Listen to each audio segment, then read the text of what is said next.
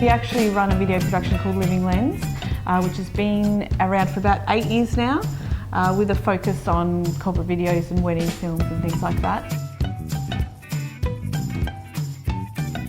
I was trying to find a creative project in around 2013. I had a bit of time off to actually work on something in between different projects, at normal paid projects.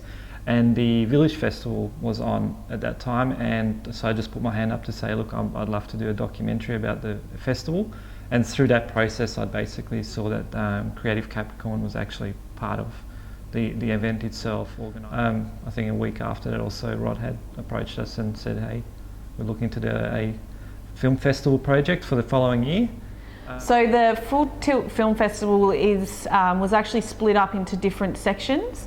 So there was 3 filmmakers involved, and we each took a different representation of the community. So we had an Indigenous one, we had a local stories one, and then we had an immigration one.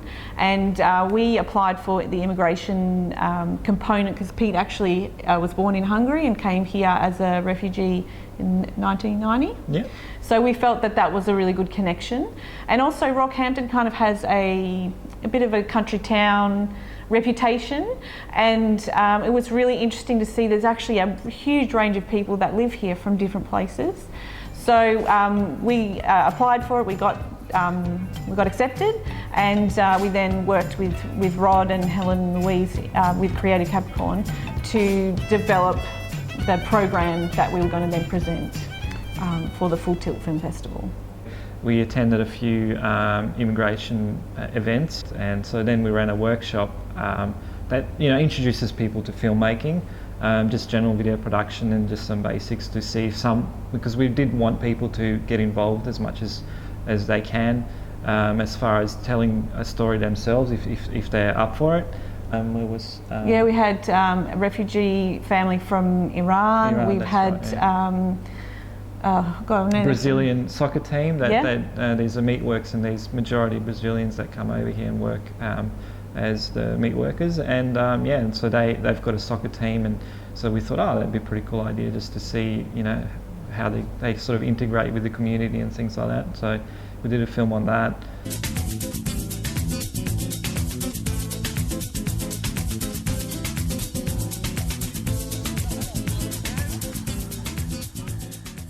We started arriving in Rockhampton, who was the first group of Brazilian meat workers come to Australia, because these brothers was the first company to bring the Brazilians.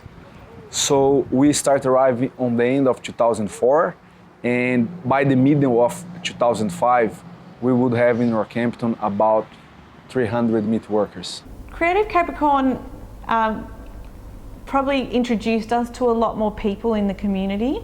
So it actually provided us income support, really, to do this project and to continue the work that we wanted to do, because we are kind of transitioning where we started in corporate video, and Pete's very keen on developing his filmmaking skills. So being paid for this project really allowed us to, one, focus on the project itself, and it allowed us to continue working, but being able to focus on other creative pursuits at the same time. So it was really beneficial for us. It came at a really great time for us to be paid to do this professionally. So it was really fantastic for us. Yeah.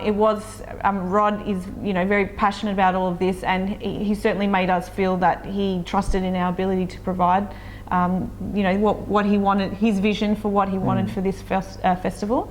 So that was really good. Because I think for me, it just helped me to get in touch with that real core creativity that I probably started with when I was as a young filmmaker. All those kind of things he brought back to me, and that really opened up, and I ended up shooting a short film with a director that then we did a feature film with after. So all that stuff, and it gave me that confidence back that I can work on creative projects and still make a bit of a living.